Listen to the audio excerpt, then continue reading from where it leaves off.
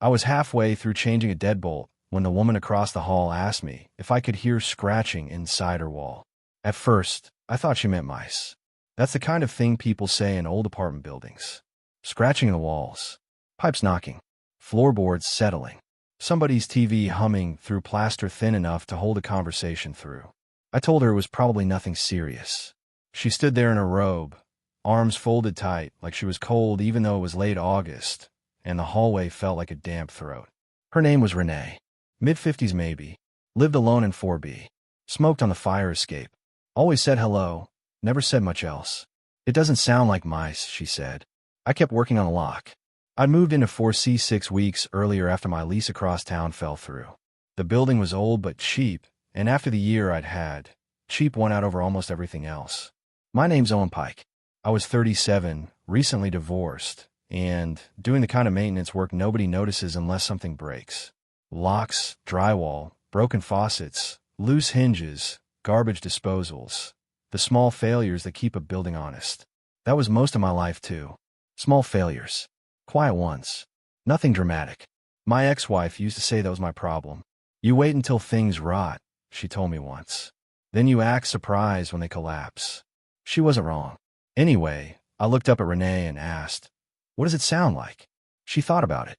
Like somebody trying not to make noise. That made me stop for a second. Not because I believed her. Because it was a strange way to describe a sound.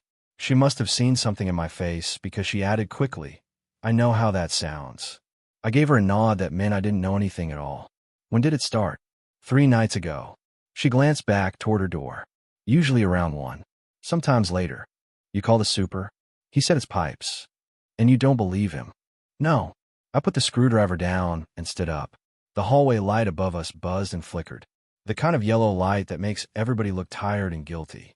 This building had 4 floors, no elevator, and a smell that moved around depending on the hour. Bleach in the mornings. Fried food by evening. Dust and hot wiring after midnight. I followed Renee into her apartment. It was cleaner than I expected. Narrow kitchen, floral couch, 2 framed prints of boats on the wall. Everything arranged carefully like she didn't trust the place enough to relax in it. The air smelled faintly of cigarette smoke and lemon cleaner. She led me to the bedroom and pointed at the wall behind her bed. We stood there for maybe 20 seconds. Nothing. Then I heard it. Soft. Irregular. A faint dry sound from inside the wall. Scrape. Pause. Scrape, scrape. Then silence again. I straightened slowly. It didn't sound like pipes. It didn't sound like mice either. It sounded close. Deliberate. Like something brushing wood from the other side, and then holding still. Renee watched my face. You hear it? Yeah. What is it? I didn't answer right away because I was trying to picture the layout.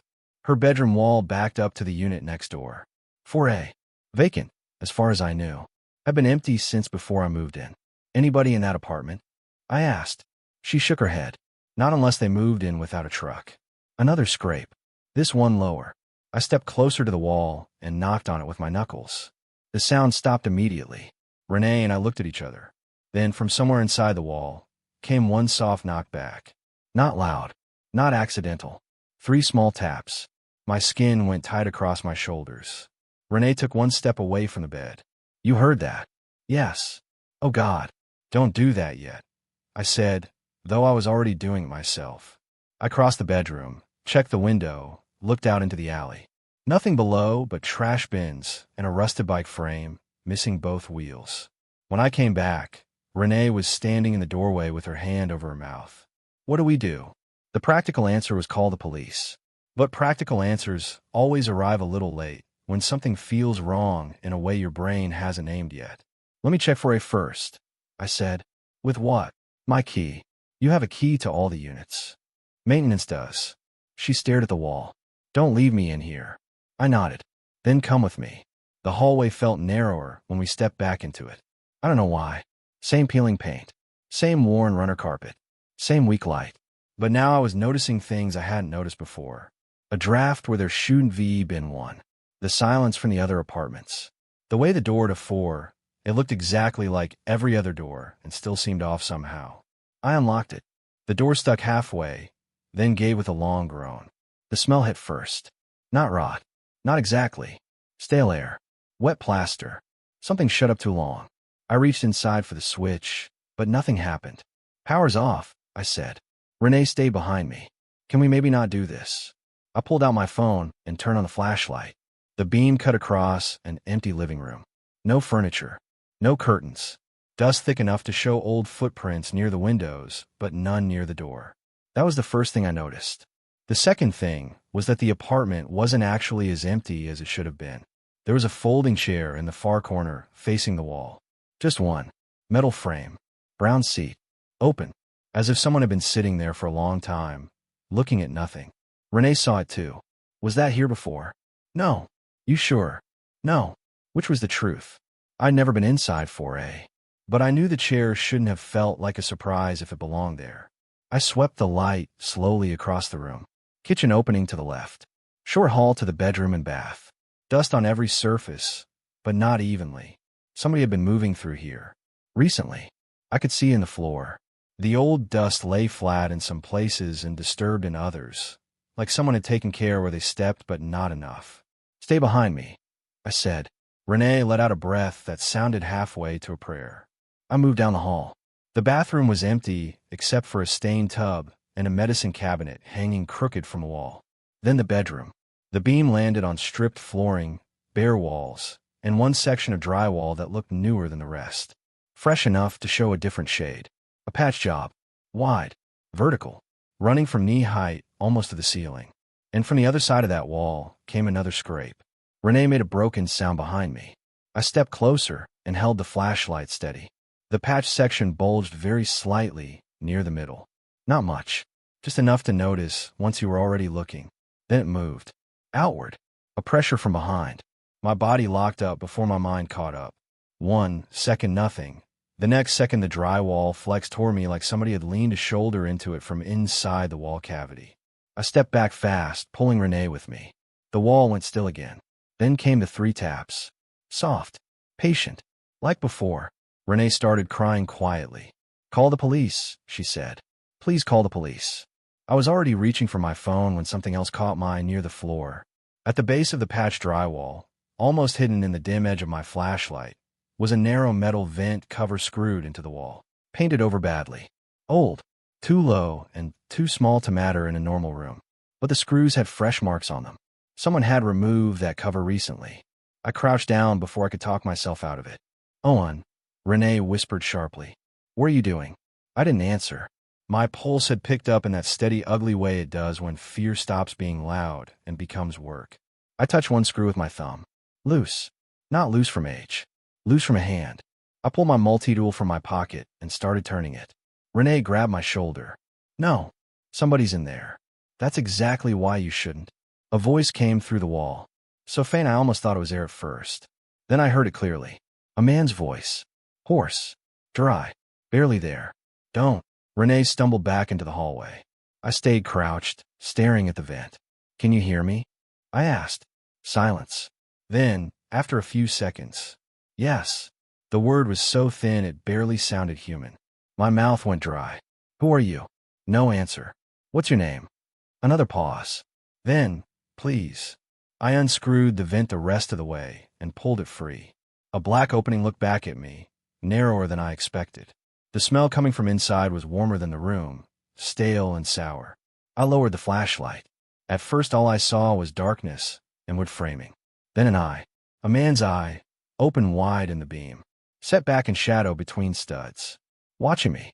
I jerked the light upward so hard it hit the ceiling. Renee screamed from the hall. I stood too fast and hit my shoulder on the patch wall. There was definitely someone in there. Not maybe. Not possibly. A living man inside the wall of an apartment that was supposed to be empty. I looked back down, slower this time. The eye was still there. Then part of face came into view as he shifted closer to the vent opening.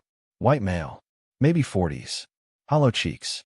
Greasy hair stuck flat against his forehead. One side of his face bruised yellow and purple. Old enough to be turning. His lips were cracked. He blinked against the flashlight. Don't call them, he whispered. Everything in me went cold. Call who? His eye moved, just once, toward the hallway behind me. Not toward Renee. Past her. Toward the open front door of the apartment. Then back to me. And in the softest voice I'd ever heard, he said, The super. I stood there for a second without moving. You hear things, but they take a moment to arrive. Renee was still in the hallway. I could hear her breathing, quick and shallow. The man in the wall looked like he hadn't slept in a week. The super did this? I asked. He shut his eye briefly, like even that much was hard. Then he said, he rents the spaces. I felt stupid immediately. Not because I understood him, because some buried part of me already did. Old buildings always have dead space in them. Utility runs, structural gaps, sealed crawl channels between units. Places no tenant thinks about because they never need to. Places somebody could use, if they were sick enough, or desperate enough, or both. What spaces? I asked. He wet his lips with nothing. Inside, Renee said from the hallway. Owen, stop talking to him and call 911. The man's eye widened. No police. Why not? I asked. His answer came fast for the first time. Because he pays one of them. I almost said that was impossible, but it didn't come out. These days, impossible mostly means expensive. How long have you been in there? He looked confused by the question, then tired. Not sure. That answer hit harder than I expected. Not sure. There was something in that I didn't want to examine too closely. Can you get out? I asked. He gave a tiny movement that might have been a laugh or a cough. Not that way. I aimed the light along the narrow opening. I could see timber, dust, torn insulation, darkness dropping farther than it should. It wasn't just a wall cavity. It opened into something bigger. A channel. A hidden run between apartments. The kind no tenant would ever know existed unless they were inside it. How many more spaces? I asked. He shut his eye again, breathing through his nose. Enough. Behind me, the hallway floor creaked. Renee gasped sharply. I turned. Nobody there. Just the hallway stretching toward the front room, yellow and flat under the weak light. But I knew that sound. Weight on old wood. Not ours. Renee was pressed against the opposite wall now, staring past me toward the living room. Owen, she whispered, and the way she said my name made everything inside me drop. Slow footsteps crossed the vacant apartment. Not rushing. Not hiding anymore. A man's voice called from the front room, casual as a landlord checking a fuse box. Everything all right in there? It was the super, Martin Greeley, late 60s, thick neck, smelled like coffee and old sweat, lived in the basement unit and acted like every inch of the building belonged to him twice. He should not have had any reason to know we were in here this quickly, unless he'd already been nearby, unless he'd already been listening. The man in the wall made a small broken sound. Not fear exactly. Recognition. I stood up slowly, still holding the vent cover in one hand and the flashlight in the other. Greeley's footsteps stopped just outside the bedroom. Renee, he said. That you? She didn't answer. Neither did I. Then he spoke again, same calm voice, only flatter now. You two need to step away from that wall. I looked once at the man inside. His eye was fixed on me, wide and bloodshot. He mouthed one word. Run. For maybe one full second, nobody moved. Not me. Not Renee. Not the man inside the wall. Even Greeley, standing just outside the bedroom, seemed to understand that the room had tipped into something that couldn't be walked back from. Then he took one slow step closer. I heard the floorboard complain under his weight. You're making this harder than it has to be, he said. His voice stayed level, almost tired. That was the worst part. If he'd sounded angry, it might have felt manageable. Anger is human. Anger gives you edges. This sounded practiced. I still had the vent cover in one hand and my flashlight in the other. Useless tools, both of them. But I gripped them anyway, because empty hands make a man feel honest, and honest was the last thing I wanted to be in that room. Renee was crying quietly now. Not loud, not panicked, just leaking fear in small sounds she couldn't stop. Greeley said, Renee, go back to your apartment. She didn't answer. I'm serious. I finally found my voice. Don't come in here.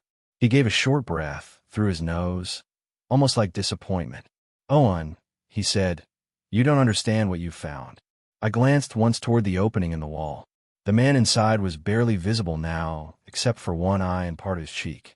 He looked like he was trying not to breathe too loudly. You explain it then, I said. Greeley was quiet for a moment. I'm trying to keep certain people from ending up homeless. That almost made me laugh. Almost. There's a guy living inside your walls, I said. That's your charity program? His tone sharpened just a little. Not living. Hiding. From who? That's none of your concern. The man in the wall whispered, liar. Greeley went still. Not big stillness. Just enough that I felt it. Then he stepped into the bedroom doorway.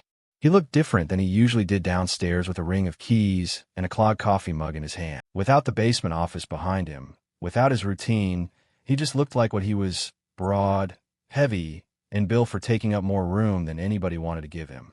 His eyes dropped to the vent cover in my hand, then to the opening in the wall, then back to me. How much did he tell you? Enough, I said. No, the man in the wall whispered. Not close. Greeley's jaw tightened. You should have kept your mouth shut, Travis. So now he had a name. The man in the wall, Travis, shifted deeper into the darkness, as if just hearing his own name had hurt him. Renee's voice came out thin and shaky. Owen, please. She wasn't telling me what to do. She was asking me to become somebody who knew. I wished I could. Instead, I said the first thing that came. Back up, Greeley. He looked at me for a long second. Then he smiled. I had never seen him smile before. It made him look less human, not more. You were always too curious, he said. I frowned. What's that supposed to mean? It means I told management not to put maintenance in this unit cluster. A cold pressure moved through my chest. What? He nodded toward the wall. People who fix things start noticing where things don't line up. Closet depths. Wall thickness. Dead air. You notice enough, eventually you start tapping. Measuring. Asking. His eyes lifted back to mine. You notice. I thought of the loose deadbolt I'd been changing when Renee knocked. The uneven hallway. The draft under Fora's door. All the little wrong things I filed away, without knowing I was filing them. You picked the wrong building, Greeley said. The room stayed quiet for a beat. Then Travis said from inside the wall, he says that to everybody. Greeley moved so fast I almost didn't register it. He stepped fully into the bedroom and lunged toward the wall opening, one arm reaching down toward the vent like he meant to grab Travis through it.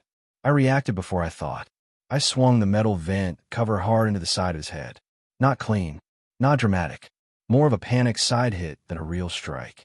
But it landed. Greeley staggered into the patched wall, and the drywall cracked with a sharp popping sound. Renee screamed. I grabbed her wrist with my free hand and pulled her into the hall. Move. We ran. The vacant apartment seemed longer on the way out. The folding chair in the living room flashed through my light beam like somebody getting up too late. Dust kicked under her feet. My shoulder slammed the front door wider. Behind us, Greeley shouted something I didn't catch. Then another sound followed, with splitting, heavier, closer. He was coming. Renee nearly lost her footing in the hallway, and I half dragged her toward 4C, my apartment. My keys felt clumsy in my hand. The wrong key hit first, then another. Come on, I muttered. The lock finally turned. We went inside, and I shoved the door closed behind us, threw the deadbolt, then slid the chain across. For a second, I just stood there listening. Footsteps in the hall. Slow. Then a stop outside my door. Renee had both hands over her mouth now, shoulders shaking. I motioned for her to stay back. Greeley knocked once. A normal knock. Like he was here to talk about a leaking pipe. Owen, he said through the door, voice calm again. Open up. I didn't answer. You hit me. Still nothing from me. From behind, Travis's voice came back to me. He rinsed the spaces. Spaces. Plural. How many? Inside which walls? How long? Greeley tried the knob gently. Then he said, quieter. You think calling the police fixes this? I looked around my apartment automatically. Small kitchen to the left. Couch. Tool bag on the floor. Window over the alley. Bedroom beyond. A normal place. Cheap and cramped and temporary. And suddenly it felt like a paper set somebody had propped around me. Owen, Renee whispered, call 911.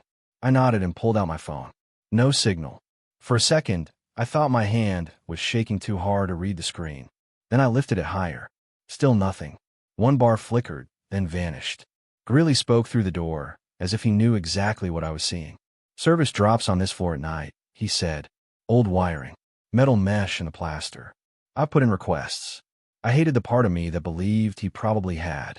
Renee saw my face and understood anyway. Oh God. The footsteps outside retreated. Not rushed. Just moved away.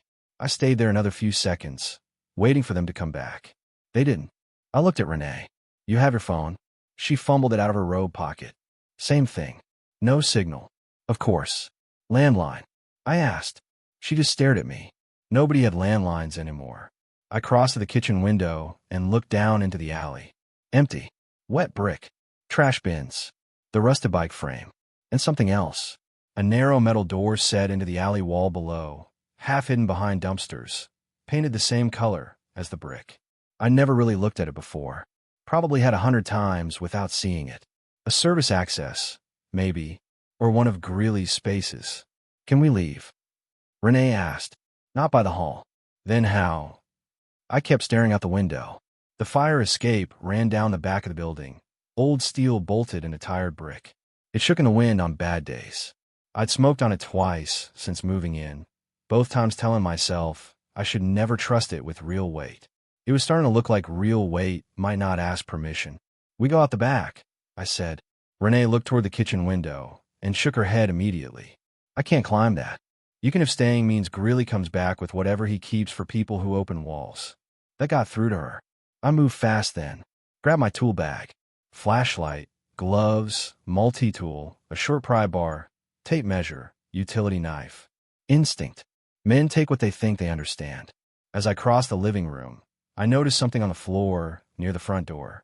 A white envelope, shoved halfway under it from the hall. I froze. It hadn't been there when we came in. Renee saw it too. Don't touch it. I crouched anyway. The envelope had my name on it in block letters. Owen. No last name. Just that. I listened at the door. Nothing. No breathing. No footsteps. I picked up the envelope, slid a finger under the flap, and opened it. Inside was one folded piece of paper. 3 words written in dark marker. He isn't alone. A hard cold line moved through my back. Renee whispered, "What does that mean?" Before I could answer, something knocked once inside my bedroom wall. Not from the hall. Not from outside. Inside my apartment. One knock. Then another. Then the same 3 taps we heard in 4A. Renee made a strangled sound. I turned slowly toward the bedroom. The wall between my bedroom and 4B. No, not just that wall. Another faint scrape came from behind the kitchen cabinets. Then one from somewhere near the bathroom. The building changed around me in an instant. Not emotionally. Structurally. Every wall became a maybe. Every room became connected to rooms nobody paid rent for. He means the spaces, I said quietly. Renee stared at me. What? He isn't alone because Travis isn't the only person in there. A soft voice came through the bathroom wall. A woman's voice this time. Don't let him send us back. Renee stumbled backward into the counter, so hard the silverware drawer rattled. My whole body tightened. Not one person hiding. More than one. Maybe several. Maybe they'd been moving around us the whole time. Listening through plaster. Breathing through vents. Knowing our schedules better than neighbors ever do. And Greeley managed them. Fed them. Used them. Or kept them from something worse. I didn't know which possibility I hated more. Another voice now. Different man. Farther away. Is he gone? I stepped toward the bathroom door before I knew why. Who's in there? No answer. Then that same woman's voice, close enough to feel wrong, said, "Don't say names." I swallow hard. Renee looked seconds away from collapsing. "Owen, I can't do this." "Yes, you can." "No, I really can't." I went to her and lowered my voice. "Listen to me. He wants us scared enough to stop thinking. So we don't do that. We keep moving." Her eyes were full and wild, but she nodded once. Sometimes that's all a person can give you. I led her into the kitchen and shoved the window up. It stuck halfway, then screamed the rest of the way on old paint. Cold night air pushed in. Behind us, from somewhere deep in the walls, I heard a low ripple of voices. Not conversation exactly. More like people realizing movement had started and passing it along. The fire escape looked even worse up close. Rust along the bolts. Mesh steps bent in the center. The alley 4 floors below looked darker than it should have. "You first," I told Renee. She stared out the window like the city had ended there. "I'm going to fall." "You're not. You don't know that." "No," I said. "I don't." "Move anyway." She surprised me by actually doing it. One leg through, then the other, slippers slipping against the sill. I grabbed her forearm and helped lower her onto the landing. The metal groaned but held. I climbed out behind her, easing the window, mostly shut without latching it. The night smelled like rain and old brick. Below us, the alley was still empty. Above us, one apartment window glowed blue with TV light. Somewhere far off, a siren moved across town, useless and ordinary. Renee clung to the railing with both hands. Now what? We go down. We should go up, she said quickly. Roof. Scream for help. I looked down again at the alley door hidden by the dumpsters. No. Why? Because if Grilly built this place the way I think he did, rooftops are traps. Everybody looks up. Nobody looks down. She didn't understand, but fear made her cooperative. We started descending. The stairs shook under us. Each step let out a little iron complaint. I kept one hand on the rail and one on my tool bag, listening constantly. Third floor landing. Second. Then, from my apartment above us, the kitchen window slammed open. Renee gasped and looked up. A face appeared in the dark opening. Not Greeley. Travis. For one insane second I thought he'd escaped the wall and come to help. Then I saw his expression. Panic. Desperation. Blood at the corner of his mouth. They're in the hallway, he shouted hoarsely.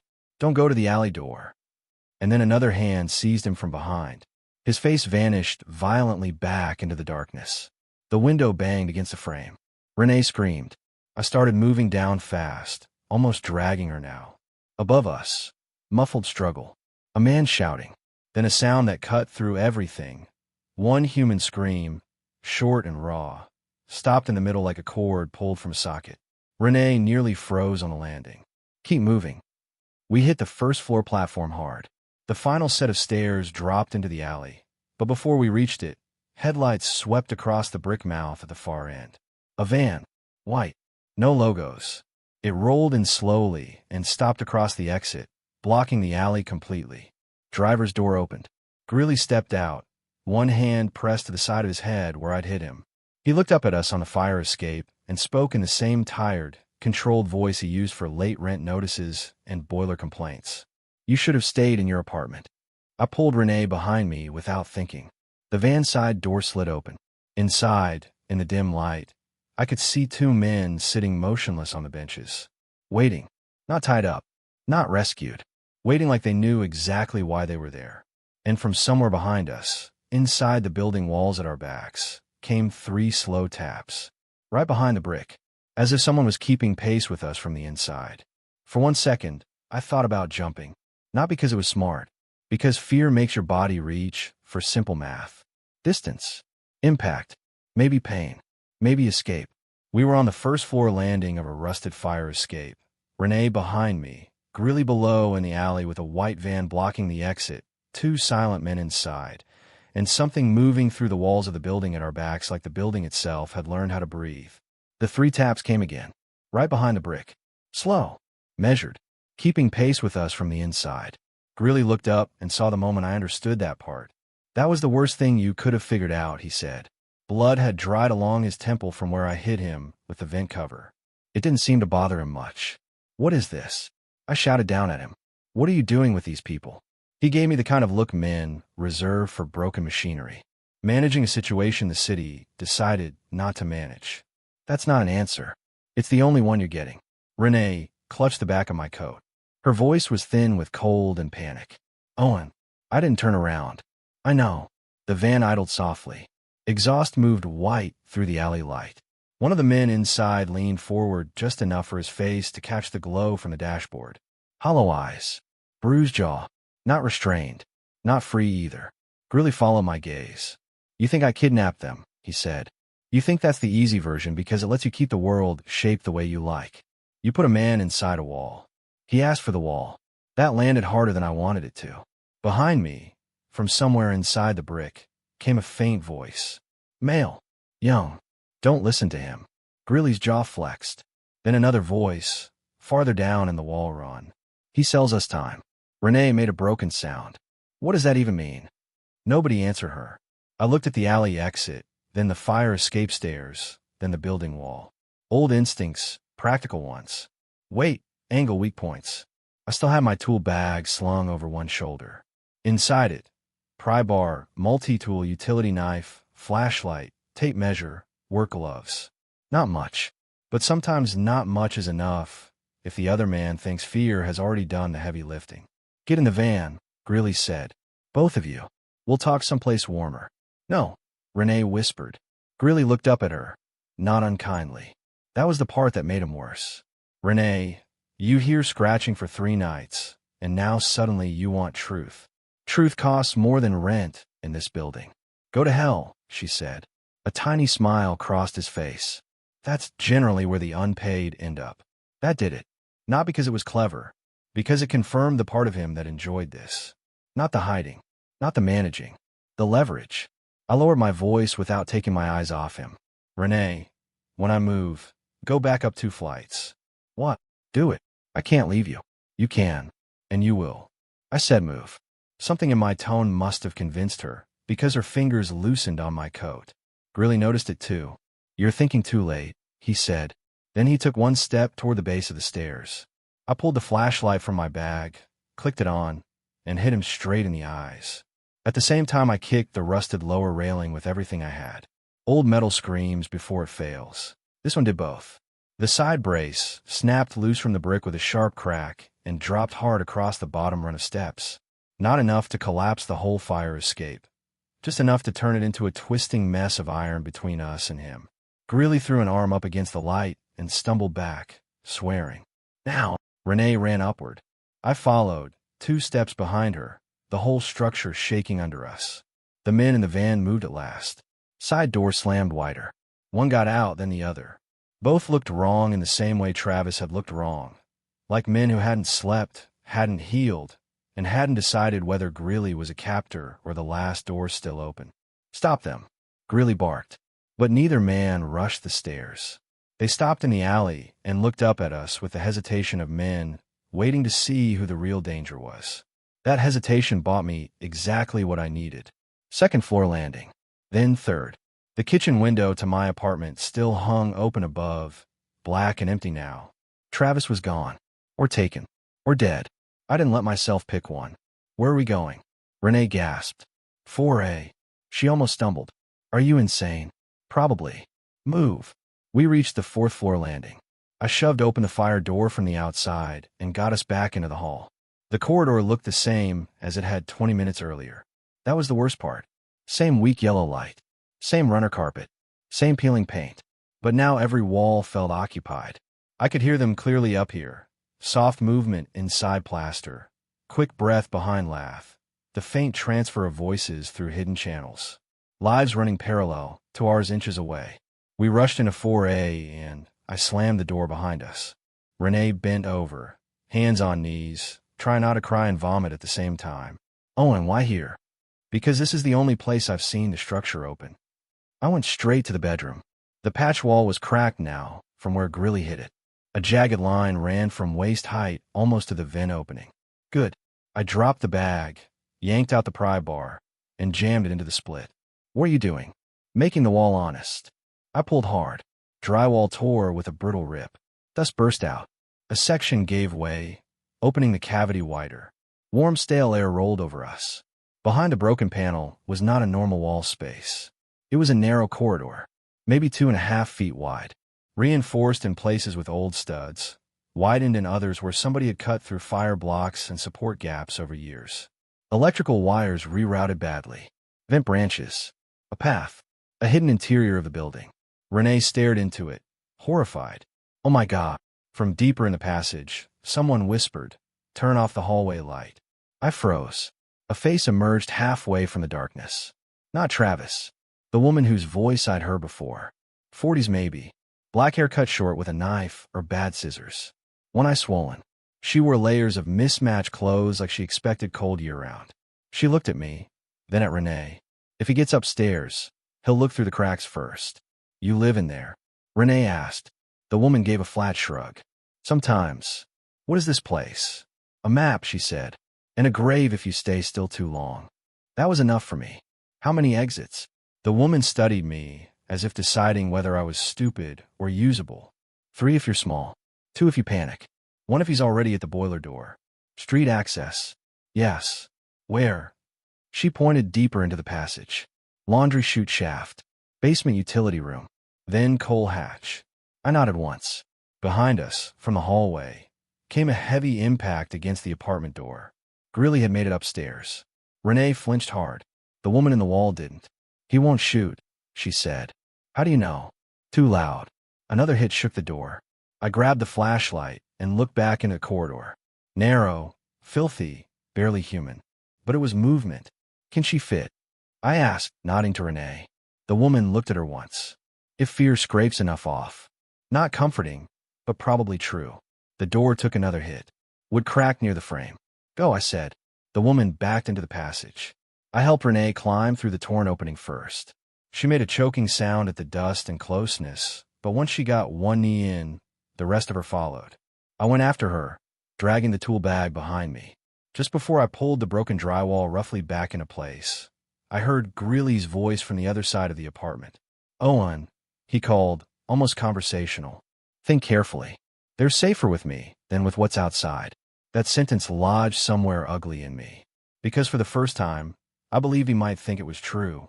Then the bedroom door splintered inward. I shoved the drywall into place and crawled after Renee. The hidden corridor swallowed the room's light immediately. Closed dark, warm dark, breathing dark. I switched the flashlight to its lowest setting. The woman moved ahead of us with practiced economy, one hand trailing along studs and pipes. Renee crawled in front of me, shaking but moving. The passage dipped, widened, narrowed again.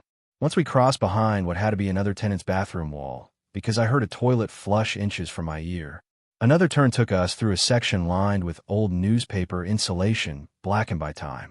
How long has he been doing this? I whispered. The woman didn't look back. Longer than me. That's not an answer. It's all I know. From behind us came a muffled crash. Greeley had found the opening. Faster, the woman said. We kept moving. A hand reached out a side gap suddenly and grabbed my wrist. I almost shouted. An old man's face appeared between slats and pipes, beard dirty and eyes bright with fever. Is he taking people out? He asked. Not tonight, the woman said. The old man smiled at that, as if it were good news, and withdrew into the dark. I kept crawling. At some point, fear changed shape.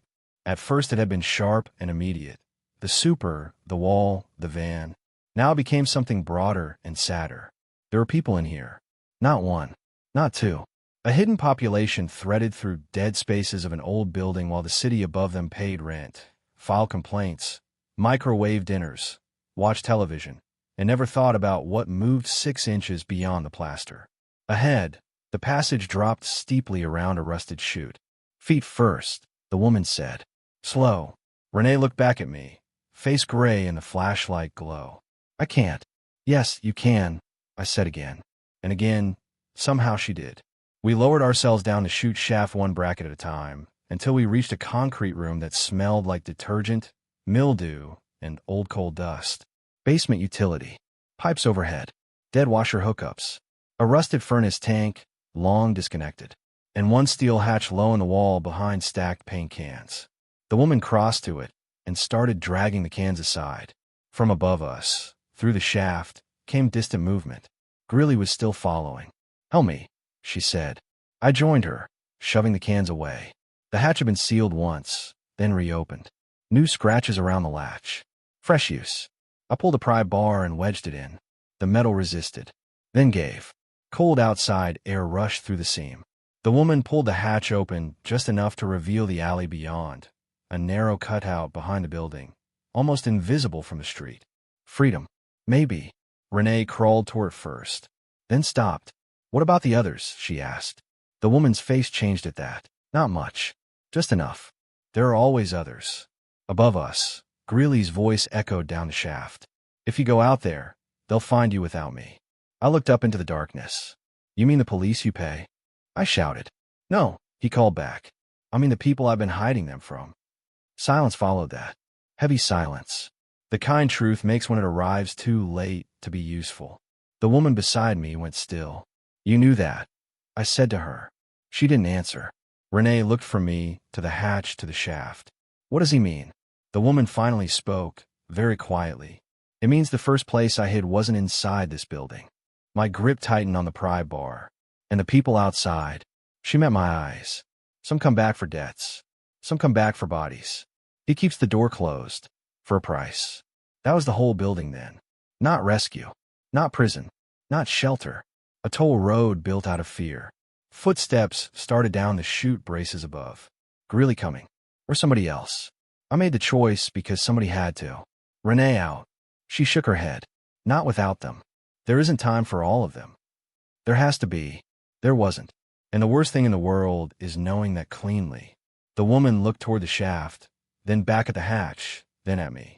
You can still leave, she said. Are you coming?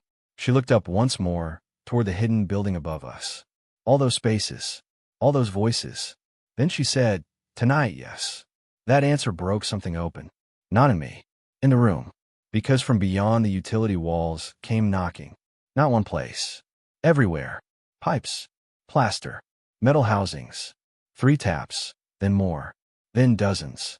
A signal spreading through the hidden spaces. People moving. Choosing. The woman's eyes widened. They heard the hatch. Renee was crying again, but she didn't move away from it. The footsteps on the chute sped up. And in that compressed second, with the hatch open to the alley and the hidden people of the building waking behind the walls, I understood what was about to happen. Not an escape. An exodus. Greeley dropped from the chute, opening into the basement hard, one hand out, chest heaving, eyes wild for the first time all night. Close it, he shouted. Not at us. At the people still inside the walls. Because they were coming now. I could hear them. Not scratching anymore. Crawling. Climbing. Pushing out the dead spaces he'd controlled for years. Toward the only open door. I grabbed Renee's arm, shoved the hatch wider, and pulled the woman through first. Cold night hit us like water. Behind us, in the basement, Greeley shouted again. Angrier now. Then smaller. Then swallowed by the sudden roar of bodies and voices filling the hidden structure of the building all at once. Renee turned back, horrified. Owen, go! We stumbled into the alley and ran. Not gracefully, not heroically, just hard and blind and breathing. Behind us, the old building stayed standing. But its walls were no longer quiet, and by the time we reached the street, people were already pouring out of places nobody had known were doors.